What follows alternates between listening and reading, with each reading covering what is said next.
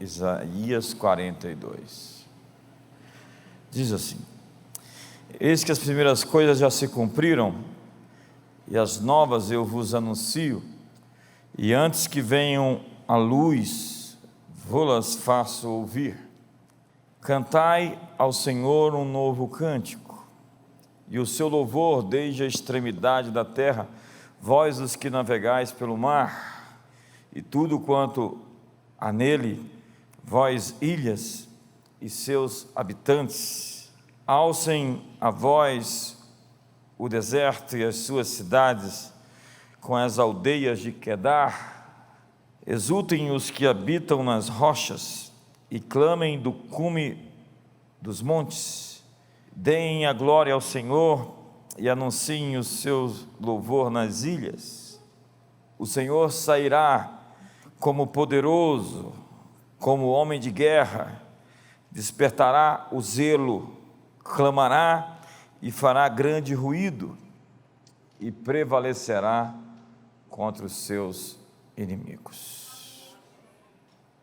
Eu estou ministrando sobre o livro de Salmos esses dias, inspirado no livro do N.T. Wright, acerca dos mesmos. E a descrição de Tom Wright sobre os Salmos, por vezes remonta a essa ideia de que canções podem mudar não somente a atmosfera, mas podem abrir as cortinas para um novo mundo. O texto que eu acabei de ler está mostrando essa realidade, que também se alinha com a ideia dos Salmos, que chamam toda a criação para juntos adorarmos aquele que nos fez. Entenda que é absolutamente legítimo que o Criador de todas as coisas seja adorado pelas suas criaturas, porque viemos dele. E é Isaías também que diz que nós fomos feitos para o louvor da sua glória. Deus nos criou para o seu louvor, para a sua adoração. E é por isso que anjos e arcanjos, querubins, serafins, os 24 anciões, seres com diferentes formas, estão diante do trono todo o tempo, dizendo: santo, santo, santo é o Senhor dos exércitos, toda a terra está cheia da sua glória. E eles entoam louvores, dizendo que a honra, a glória, o louvor, a adoração, essa é a atmosfera do céu, é um ambiente de adoração, de louvor das criaturas então feitas por um Criador excelso, majestoso, todo-poderoso, que diante dele a nossa motivação, nosso impulso, a nossa atitude é sempre de adorá-lo, é de se prostrar diante dele. Quando nós o encontramos, o nosso instinto é simplesmente nos rendermos, como Isaías, que quando tocado pelas brasas vivas do altar, tem esse impulso de dizer: ai de mim, que sou um homem de lábios impuros, e que habito no meio de um povo de impuros lábios, e os meus olhos viram o Senhor, a sua glória. Então, a sua resposta é: a quem enviarei? A quem há de ir por mim? Envia-me a mim. Toda a nossa rendição e prostração vem do conhecimento da sua majestade. O Salmo número 8 diz: ó Senhor, Senhor nosso, quão magnífico é o teu nome em toda a terra. Ele está dizendo, quando eu olho para os céus, eu vejo a tua grandeza e a tua majestade, e a nossa atitude é de prostrar, é de render, é de se entregar, como o anjo, né, que apareceu para Daniel, e ele ali se prostrou diante de um anjo, e ele disse: não prostre diante de mim, não me adore, adore a Deus. Quando essa visão metafísica, transcendente, sobrenatural, aparece diante de nós, a nossa atitude é de rendição.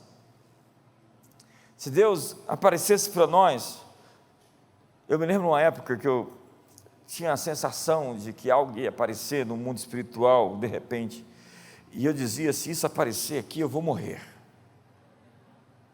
Era algo tão espantoso que iria surgir, eu falei: se aparecer, eu morro. Essa glória e majestade de Deus é tamanha que Moisés, o homem que falava com Deus, aspas, face a face, pede para Deus mostrar a sua glória, e Deus diz: eu vou passar de costas e na fenda da rocha vou mostrar para você toda a minha bondade. Nessa encarnação, carne e sangue não pode herdar o reino de Deus, porque a nossa estrutura material hoje, ela não tem condições de suportar essa glória. E é por isso que a Bíblia promete que o mortal se revestirá da imortalidade e a corrupção da incorruptibilidade, onde a nossa fisicalidade será transformada em uma outra estrutura atômica, a fim de que nós possamos realmente conferir essas realidades celestiais. Então, sendo bem prático na minha mensagem hoje, dizendo para você, porque me resta alguns minutos só para liberar você, e eu oro para que esse momento de recolhimento seja abreviado, a fim de que nós possamos ter a liberdade que fomos feitos para ter, de ir e vir, na hora que quisermos assim fazê-lo. Quantos concordam comigo em nome de Jesus? Mas o texto diz, e para mim isso é muito rema, muito profético. Uma palavra rema é uma palavra que serve para agora. O logos é o conteúdo, é a verdade de Deus, que serve para toda hora. Mas o rema, a palavra rema é uma palavra muito específica para um momento, uma situação e uma pessoa específica. E a palavra de Deus é a palavra da boca de Deus, não só de pão viverá o homem, mas da palavra da boca de Deus. A palavra da boca de Deus para você hoje é: as coisas antigas passaram, e eu vos anuncio coisas novas antes que aconteçam. Então, faça o seguinte: já que as coisas antigas passaram e novas coisas estão sendo anunciadas, cante um novo cântico. O que Deus está dizendo é que esse novo cântico vai trazer à existência as coisas novas, vai abrir as cortinas das coisas novas. Então o passado acabou e o futuro está começando. Cante uma nova canção. Cantai ao Senhor um novo cântico, é uma chamada bíblica presente lá nos Salmos. E é incrível como a paisagem vai mudando à medida que as pessoas cantam uma nova canção.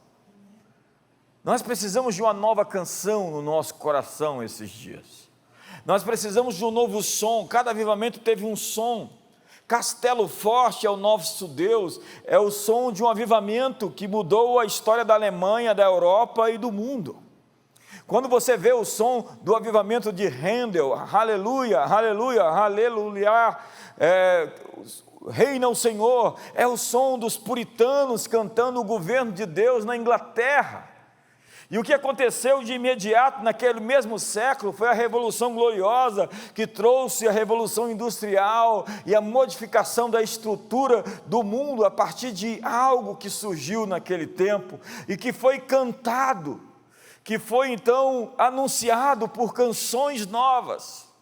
Cada avivamento tem um som, cada avivamento tem uma canção. Está na hora de nós cantarmos o novo som, a nova canção que vem do céu para os nossos corações. Muito bom cantar as músicas antigas, muito bom cantar aquilo que Deus fez, mas está na hora de cantar uma nova canção, um novo cântico ao nosso Deus. Está na hora de invocá-lo, de maneira que a realidade, a nossa paisagem, o nosso horizonte será modificado por essa canção de um novo dia. Existe uma canção para um novo dia, uma canção que trará um novo dia. Então está na hora de virar esse disco, virar essa página e trocar os seus discursos. Salmo 40 é uma canção que eu cantei há mais de 30 anos atrás, que diz: esperei confiantemente pelo Senhor, Ele inclinou os seus ouvidos para mim, tirou-me de um charco de lodo, de um poço de perdição, colocou os meus pés sobre uma rocha e firmou-me os passos, e me pôs nos lábios um novo cântico, um hino de louvor ao nosso Deus. Muitos verão essas coisas, temerão e confiarão. Cantar ao Senhor uma nova canção fará com que a terra tenha o temor do Senhor. Um monte de gente, diz a Bíblia, será salva depois que você cantar essa nova canção ao Senhor. Abacuque fez isso, ele saiu da reclamação e da lamúria, do violência, litígio, injustiça. O grito de injustiça, por vezes, carrega amargura. Injustiça, por vezes, nós estamos vendo tanta injustiça esses dias, e as pessoas estão presas na amargura do grito de que há algo errado acontecendo, mas Deus está dizendo: isso não vai resolver as demandas do que ocorre no nosso tempo. O que vai solucionar e trazer uma outra atmosfera, um outro ambiente, modelar culturalmente, moldar a realidade, submeter, dobrar a realidade, é uma nova canção, é um novo som, é um som de adoração que convida toda a criação, e os montes vão bater palmas, e as florestas vão celebrar o seu nome, e os rios vão cantar uma nova canção. Tudo que tem fôlego louve o seu nome. E quando nós nos juntarmos à criação para cantar esse novo cântico, nós vamos quebrar essa eterna marcha dos oprimidos, essa revolução das vítimas que não cura o mundo, mas só faz adoecê-lo mais. Esse grito de injustiça que clama por vingança só atrai mais ódio a essa matemática, ou a essa equação dos que vivem lambendo as suas feridas no altar da sua autocomiseração. Olha o que diz a Bíblia quando você canta um novo cântico ao Senhor. O verso 13 é tão emblemático. O Senhor, então, levantou a si mesmo como um homem de guerra. Eu canto a Deus uma nova canção, e o Deus Todo-Poderoso se torna um homem de guerra em favor das minhas pautas, das minhas batalhas, dos meus enfrentamentos. Deus se desperta como homem de guerra e destrói os inimigos. Os inimigos são submissos, porque na boca dos pequeninos e dos que mamam suscitaste perfeito louvor, para fazeres emudecer o inimigo e o vingador. O nosso louvor, o nosso novo cântico cala o inimigo, como diz o Salmo 149, em seus lábios habite os altos louvores de Deus, para fazeres prender os reis e os opressores, a opressão dos reis, a injustiça dos reis, dos juízes e magistrados é quebrada quando nós temos uma nova canção, um novo cântico em direção aos céus. Então se abre uma dimensão de ocupação, de enfrentamento, de intervenção celestial. Deus vem de fato ao mundo a fim de fazer valer aquilo que Ele já conquistou em sua cruz, morrendo por nós.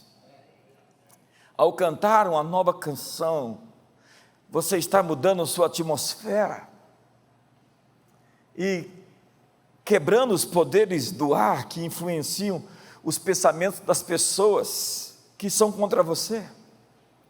Em qualquer situação, dar graças, louvar o seu nome, muda qualquer ambiente.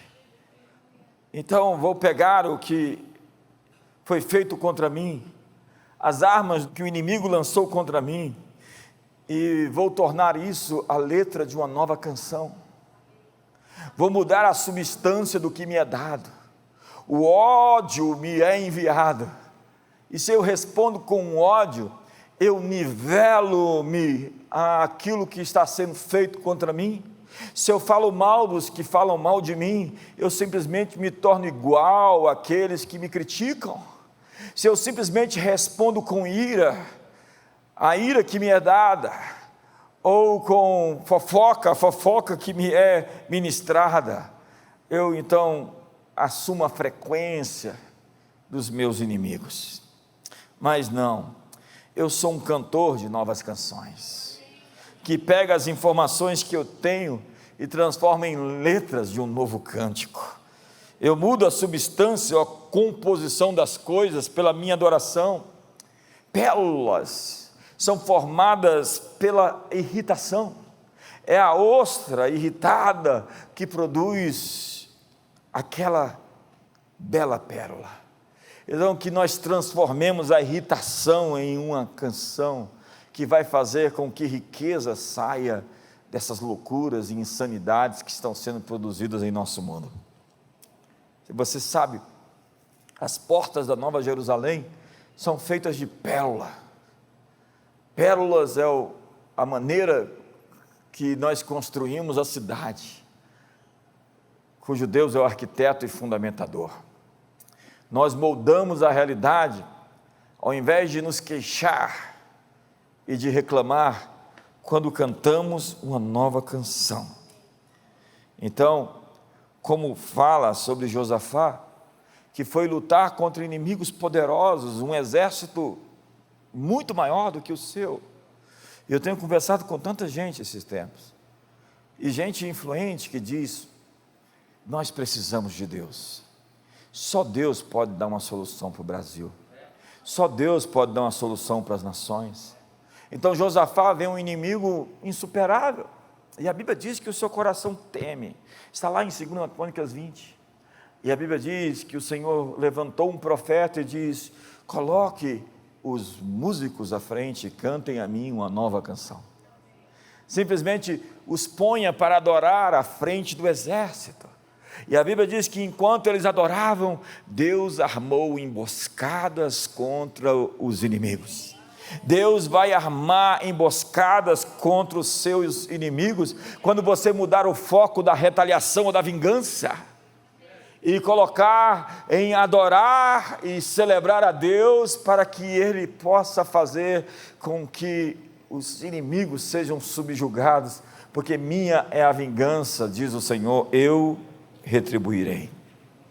Então, como Gideão, e eu termino com isso, que a Bíblia diz que tinha 32.000 soldados, e havia um enxame de inimigos no vale de Esdrasdalon, o vale de Jezreel, o vale do Megido, o Har Megidon, o vale daquilo que chamamos da última guerra, ali na região central de Israel, um vale fértil, onde Baraque e Débora enfrentaram os inimigos, onde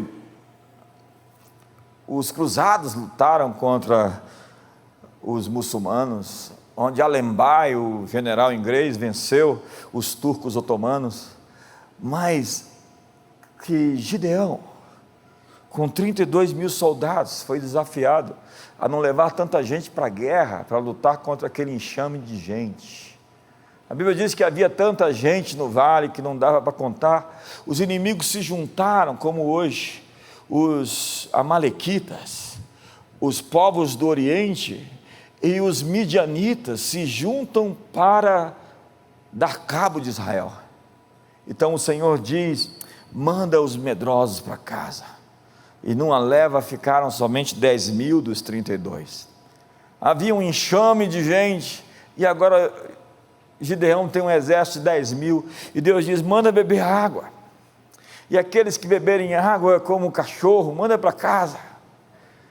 Eu preciso de gente focada e concentrada na guerra. E naquela leva, 9.700 vão para casa e voltam e ficam 300. E a estratégia de Gideão é: pega agora trombetas, vasos e tochas, suba o monte, e quando os inimigos estiverem lá embaixo, quebrem os vasos, levantem as tochas, toquem as trombetas e gritem pelo Senhor e por Gideão.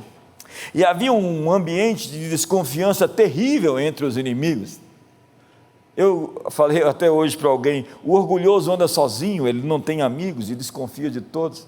Gente que vive fazendo coisas erradas está sempre armada, esperando o golpe, a traição. Ele não consegue dormir de noite direito, porque ele está sempre assombrado contra os seus inimigos, porque ele acha que uma hora dessa a conta vai chegar. E eu espero que a conta chegue esse ano para muita gente no Brasil. Aqueles que não se arrependerem, que confrontados forem e não se submeterem a uma correção e não mudarem o seu caminho, inevitavelmente vão se encontrar com o juízo. Quantos podem dizer amém a essa palavra? Foi o sonho daqueles que estavam ali, Gideão com medo. falou assim: me dá um sinal, Senhor. Então ele se escondeu ali, atrás de um arbusto, e ouviu o sonho do midianita, que dizia: eu sonhei essa noite com Gideão, eu sonhei que uma rodela de pão cevado dava contra o arraial e derrubava a tenda do comandante. E alguém disse: esse é senão Gideão. Os inimigos começaram a ficar assombrados com 300. Deus não precisa de muitos para libertar a terra, precisa de comprometidos. E o que a Bíblia diz é que no momento em que eles gritam, no momento em que eles levantam as tochas, no momento em que eles tocam a trombeta, no momento em que eles quebram os vasos, os inimigos lá embaixo começam a se matar.